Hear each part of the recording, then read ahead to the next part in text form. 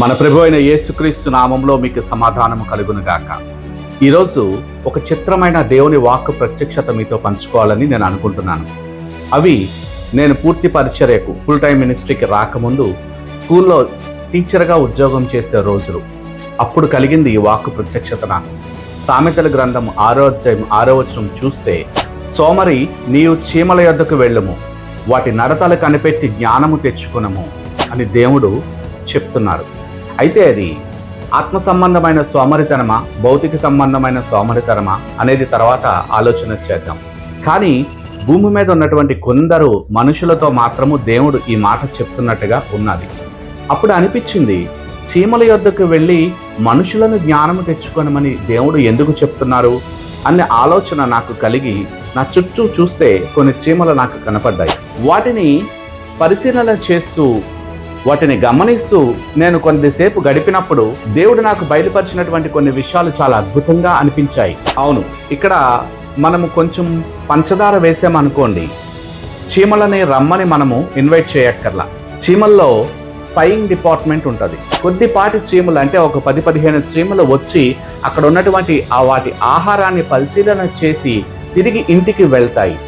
వెళ్ళి అక్కడ ఉన్నటువంటి వాటి సైన్యానికి, ఆ చీమల దండుకి ఇన్ఫార్మ్ చేస్తాయి.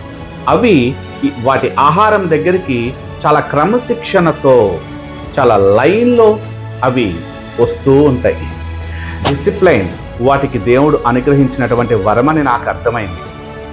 ఆ క్రమశిక్షణతో అవి వాటి ఆహారం దగ్గరికి వచ్చి అందులో దాని తలకాయ కంటే పెద్దదైనటువంటి పంచదార పలుకుని పట్టుకొని తిరిగి వాటి ఇంటికి అవి వెళ్తాయి. హార్డ్ వర్క్, చీమలు చాలా హార్డ్ వర్క్ చేస్తాయన్న విషయము నాకు అప్పుడు అర్థమైంది.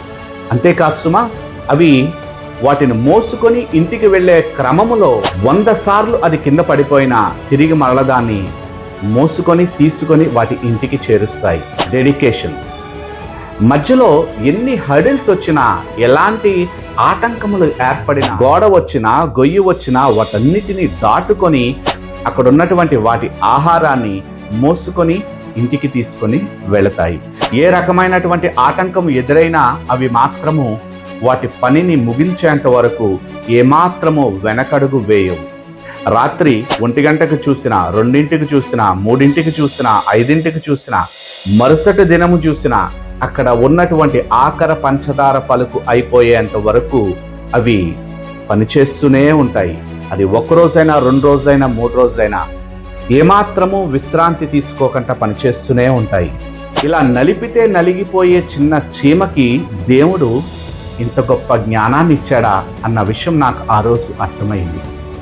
అంతేకాదు, మరలా దేవుడు తన స్వరూపంలో తన పోలిక చొప్పున సృజించినటువంటి మనిషిని కూడా చీమల యొద్దకు వెళ్ళి వాటి నడతలను కనిపెట్టి జ్ఞానము తెచ్చుకో అని ఎందుకు చెప్తున్నారు అన్న ఆలోచన చేస్తే, ఈ భూలోకంలో ఉన్నటువంటి మనుషులు అంత గొప్ప అద్భుతమైనటువంటి జ్ఞానాన్ని చీమలకిచ్చినటువంటి దేవుణ్ణి అన్వేషించడంలో మాత్రము సోమర్తనాన్ని కనపరుస్తున్నారు అని దేవుడికి అనిపించిందేమో.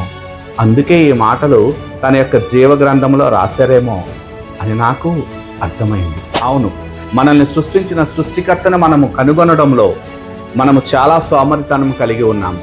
ఒకవేళ మీలో ఆ సోమరితనం ఉంటే ఈరోజే దానిని విడిచిపెట్టి మీ సృష్టికర్తను మీరు కలుసుకోవడానికి కావలసినటువంటి క్రమశిక్షణతో, డెడికేషన్తో, హార్డ్ వర్క్తో మీ బైబిల్ గ్రంథములో ఉన్నటువంటి దేవుడు వాక్యాన్ని ధ్యానం చేయడం ద్వారా ఆయన మీరు కలుసుకోవచ్చు.